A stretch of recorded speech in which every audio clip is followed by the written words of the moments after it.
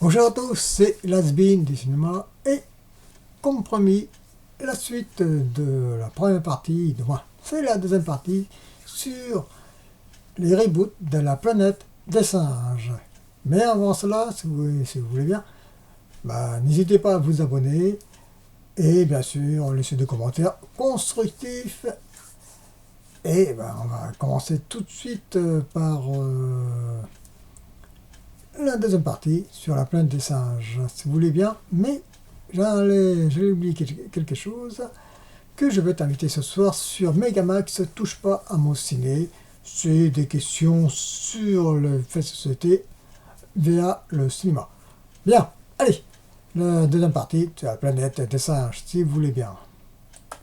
Donc, la planète des singes des années 70, je ne vais pas revenir là-dessus car j'en ai largement parlé. Toutefois, procurez-vous le coffret Blu-ray qui est excellent pour les 3 premiers films. Les 2 derniers sont un peu abîmés car c'est pas des grands films.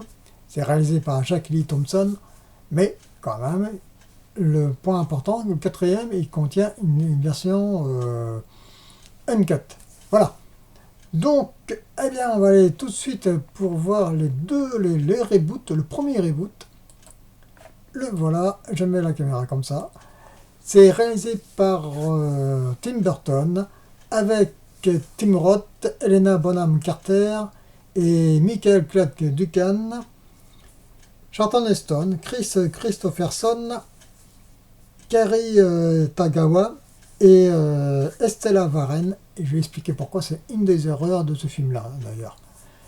Faut pas oublier le film La planète des singes, est réalisé en 2001, comme quoi qui date d'un peu plus de 20 ans quand même. Et les maquillages de Rick Baker.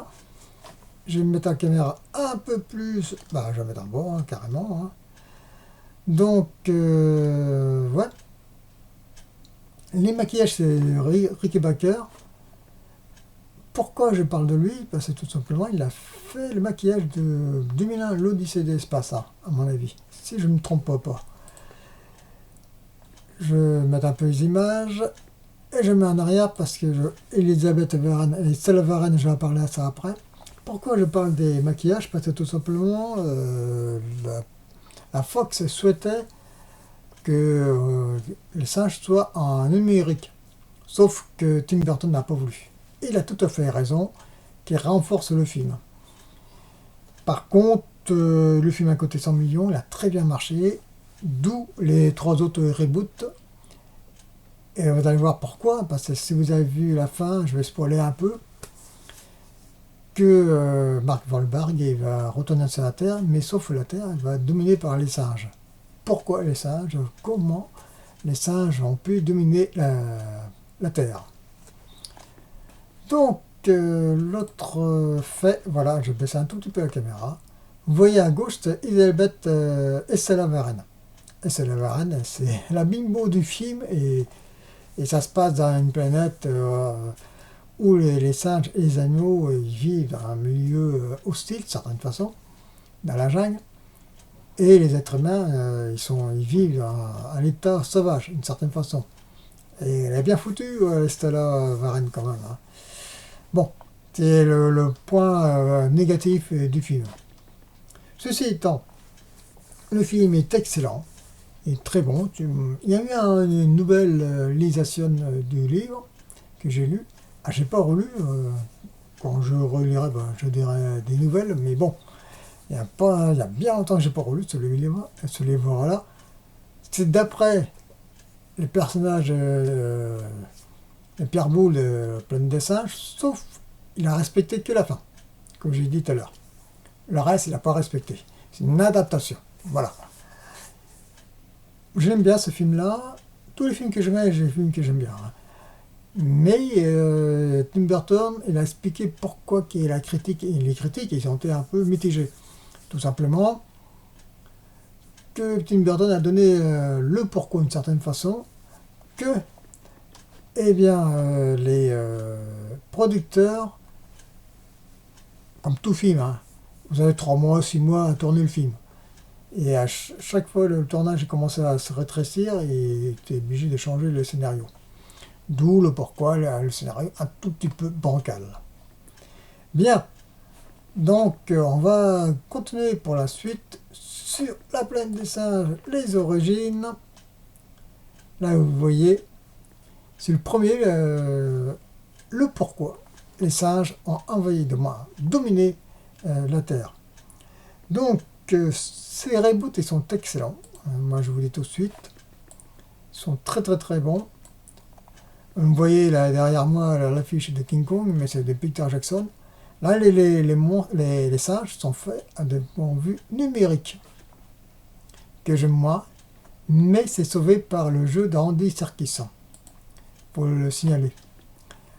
Les origines, le premier film. Le deuxième, c'est L'affrontement. Je vais vous expliquer après les formats. Vous allez voir, c'est intéressant. Et les suprématies, qui est excellent d'ailleurs. Je vais laisser là-dessus parce que l'affiche est excellente. Donc, le premier, les origines étaient réalisées en 2.35. Le deuxième, format A85 et en 3D. Je ne vois pas l'utilité, mais c'est. Et le troisième est en scope. Il est en 2.35. Toutefois, le premier et le troisième de film, l'affrontement, les origines et l'affrontement, il existe une version OpenMet. Il y a plus d'images en haut en bas, mais c'est coupé à droite et à gauche. Le vrai OpenMet, il y a quelques films, comme Abyss, comme Terminator 2, légèrement croppé, mais pas beaucoup.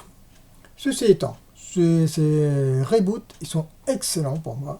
Ils sont très bons, c'est très rare. Les reboots, ils sont très bien. On va prendre l'exemple pour Robocop de 2014, et comparé au Robocop de Paul Verhoeven, il n'y a rien à voir. Là, c'était quasiment excellent. Sauvé par le jeu d'Andy Serkis, ça c'est clair et net. Et à la fin, le dernier épisode, il y a un personnage. Bien sûr, César, ils ont pris, c'est une adaptation, ils ont pris les personnages de Pierre Boulle, du roman de Pierre Boulle, et comme j'ai dit pour Tim Burton, qui a respecté la fin, Ilus Sumeru, l'astronaute, il va retourner sur la Terre, et il va voir la planète dominée par les singes. Il va s'enfuir de la planète pour aller à une autre planète, qui est dominée par les hommes. Bref, là vous voyez au fond de l'image, derrière César, c'est Zira. Pas Zira, Zora, je crois, un truc comme ça. De la fille dans le deuxième épisode de La planète des singes. Quoique le premier aussi. Donc, si je ne trompe pas le nom. Donc, et voilà, je regarde un peu mes notes. On va arrêter là-dessus. Rien d'autre à dire. Je vous laisse découvrir les films. Surtout les anciens Planètes des singes des années 70, ils sont excellents, surtout les CF des années 70. Ils sont supérieurs actuellement, parce qu'actuellement, il n'y a pas grand-chose à mettre sous la dent des films de CF adultes. Là, on peut considérer comme adulte, d'une certaine façon. Là, c'est le jeu des singes. Quand il y a une deux scènes qu'on voit que c'est un peu numérique, le bébé dans le troisième épisode, on voit bien que c'est numérique. C'est un peu dommage. Mais bon, sauvé par le jeu d'Andy Serkis, qui a joué, je pense, si je ne me trompe pas, dans Avatar. Voilà. Je vous conseille de regarder ces reboots si ce n'est pas déjà fait. Surtout La Planète des singes années 70, car ça a redécouvrir avec la série des années 70, qui est excellente, avec 14 épisodes. Et que dire de plus, rien de plus, c'est tout simplement. C'est des bons reboots et ça m'a bien étonné. Comme je me répète un peu, mais c'est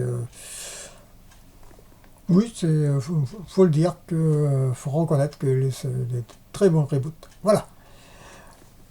Je vous laisse. N'oubliez pas pour l'émission Megamax ne touche pas à mon ciné, je serai de la partie et en replay, je ferai une petite vidéo là-dessus. Ce que j'en pense de l'émission. Parce que je t'ai participé, j'ai peur que moi me stresser, je crois que c'est au total, on va voir. Bon, le sujet, c'est pas le sujet que j'aime le plus. Le sujet de fait de société par le cinéma, c'est pas mon truc. Mais bon, il m'a invité, je vais faire jouer le jeu. Voilà. Donc, je vais vous laisser. N'oubliez pas, regardez le Planète des Singes, l'ancienne version, soit en DVD, soit en Blu-ray, c'est encore mieux. Et bien sûr, les 4 reboots, qui sont excellents. Même on décrit un peu pour Tim Burton, que moi je trouve pas si mauvais que ça quand même. Voilà. Allez, je vous laisse. Et n'oubliez pas l'émission de Megamax, qui mérite d'avoir plus de cas quand même d'abonnés. Allez, à plus.